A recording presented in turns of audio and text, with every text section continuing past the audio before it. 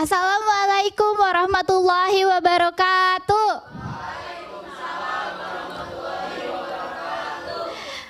Di sini sebelumnya izinkan saya ya memanggil kalian semua itu teman-teman karena biar kita lebih dekat aja ya. Perkenalkan sebelumnya nama saya Ustazah Nadia Amalia Putri, biasa dipanggil Ustazah Nana. Dia sudah terkenal biasanya di mana-mana.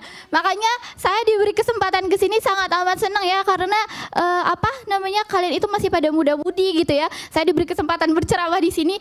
Saya bersyukur sekali gitu ya, teman-teman. Teman-teman tahu gak sih di sini itu saya akan membawakan sholat sunnahnya tuh apa? Ada yang tahu gak sih? Salah satu sholat sunnah aja. Ayo sebutin. Iya betul. Iya, tapi di sini kebetulan saya itu akan membawakan sholat sunnahnya tahajud, teman-teman. Jadi di sini siapa sih yang tahu sholat tahajud itu apa? Betul, sholat tahajud itu adalah sholat sunnah muakkad ya teman-teman, yang dilakukannya pada sepertiga malam. Di sepertiga malam dan rakaatnya itu minimal dilakukan 2 rakaat atau maksimal sebanyak-banyaknya atau lebih sesuai kemampuan teman-teman. Terus dalil Al-Quran juga mengatakan ya teman-teman, di surat Al-Isra ayat 79 beliau mengatakan, dan pada sebagian malam maka sembahyang tahajudlah kamu sebagai ibadah tambahan bagimu, maka Allah akan membawamu ke tempat yang terpuji. Masya Allah ya teman-teman. Hadis riwayat juga mengatakan bahwasannya jikalau engkau berdoa kepadanya maka Allah akan mengabulkan doa-doanya. Jikalau engkau jikalau engkau memohon ampun, maka Allah akan mengampuni dosa-dosanya.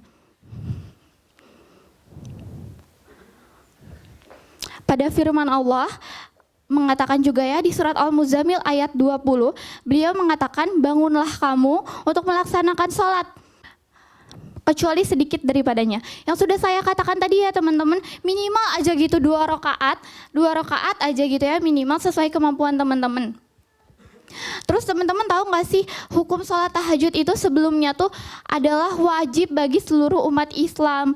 Tapi dikarenakannya diturunkannya gitu ya surat Al-Muzammil ayat 20 ini, Allah itu jadi memperingan gitu ya teman-teman. Memperingan dijadikannya sholat tahajud ini jadinya sholat sunnah. Teman-teman, di sini udah ada yang tahu belum sih tata cara sholat tahajud itu seperti apa? Sholat tahajud itu dilaksanakannya sama kayak sholat sunnah pada umumnya ya teman-teman. Yang pertama tentunya teman-teman berwudu ya. Terus membaca niat, setelah itu membaca iftitah ya. Terus udah setelah takbiratul ihram, setelah itu teman-teman membaca surat Al-Fatihah.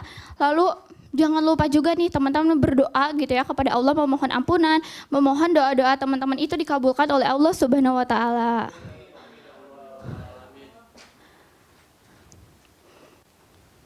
Ini ada sedikit doa-doanya ya teman-teman. Terus, oh iya Ustazah, kapan sih gitu ya bagusnya kita untuk melakukan sholat tahajud itu? Ada yang tahu nggak sih di sini melakukan sholat tahajud itu bagusnya kapan? Pada jam berapa? Itu kan di sepertiga malamnya ya, bisa dilihat ada sepertiga malam pertama, kedua, dan ketiga. Bagusnya itu hadis mengatakan sebaik-baiknya sholat tahajud itu dilakukan pada 1:30 malam sampai jam 4:30 subuh teman-teman, kayak gitu. Nah teman-teman, di sini tuh ada gak sih Ustazah, emang kenapa sih kita harus sholat tahajud gitu ya? Apa sih gitu keistimewaannya? Yang pertama nih, ada mendatangkan kesehatan. Sholat tahajud itu bisa juga menjadi obat untuk kita teman-teman. Kalau kita lagi aja banyak masalah, jadi benar-benar bisa dijadiin obat gitu ya. Terus menghapus dosa-dosa kita di siang hari. Kita nggak tahu ya teman-teman, kita itu melakukan dosa waktu di siang hari, melakukan dosa yang disengaja maupun tidak sengaja. Jadi coba sholat tahajud biar dosa-dosa kita juga dihapuskan gitu.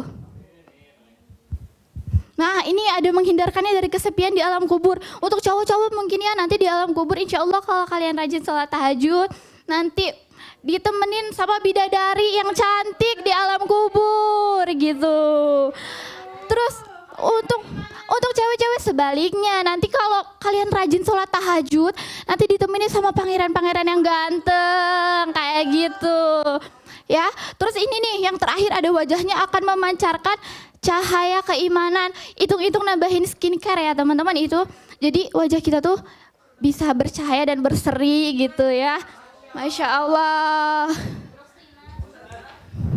Terus Ustazah gimana sih tipsnya? Aku tuh pengen banget gitu ya sholat tahajud, tapi susah banget gitu ya untuk bangunnya. Kayak gimana ya? Yang pertama, kita harus berniat, kita harus mempunyai keinginan yang kuat. Karena kalau kita udah niat, insya Allah teman-teman sama Allah Subhanahu Wa Taala itu dipermudah gitu ya caranya. Terus yang kedua, biasakan tidur siang. Kenapa sih harus tidur siang?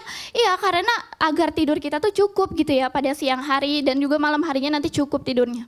Terus tidur lebih awal, jangan begadang terus teman-teman. Jadi nggak boleh begadang gitu ya. Kalau kita mau melakukan sholat tahajud, nggak boleh begadang gitu ya.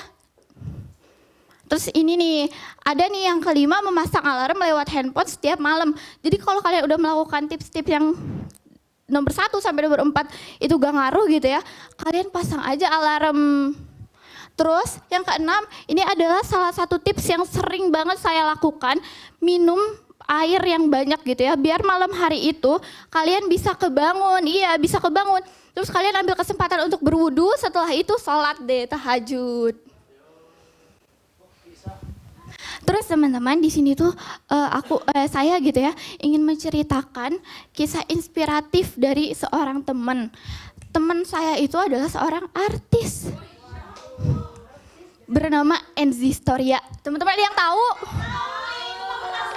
Iya, dia itu pada tahun 2010 bercerita kepada saya bahwasannya dia itu memiliki penyakit autoimun, teman-teman. Yang menyebabkan kakinya itu pincang, teman-teman. Pincang sebelah waktu 2010 itu. Jadi dia tuh gak bisa mencari nafkah gitu ya, gak bisa mencari rezeki gitu ya teman-teman. Karena dari situ tiba-tiba selama 1,5 tahun dia pincang, tiba-tiba ada salah satu iklan nih menawarkan dia untuk untuk beradegan berlari.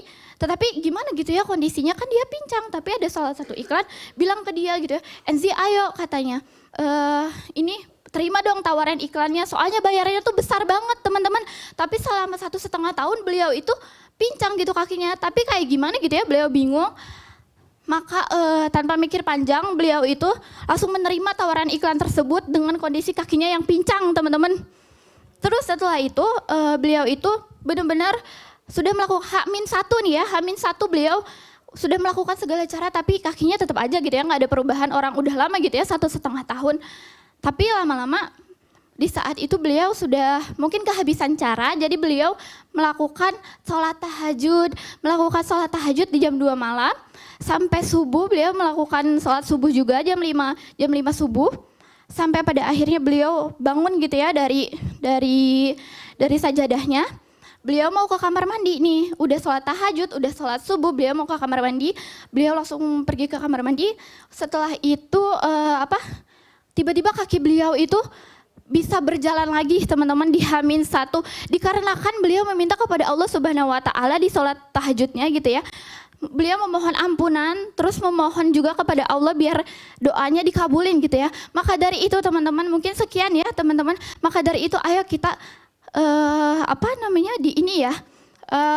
rajin-rajin gitu ya sholat tahajudnya. Pokoknya berdoalah di sepertiga malam.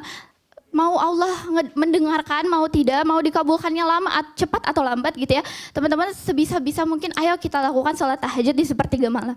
Mungkin sekian dari saya. Wassalamualaikum warahmatullahi wabarakatuh.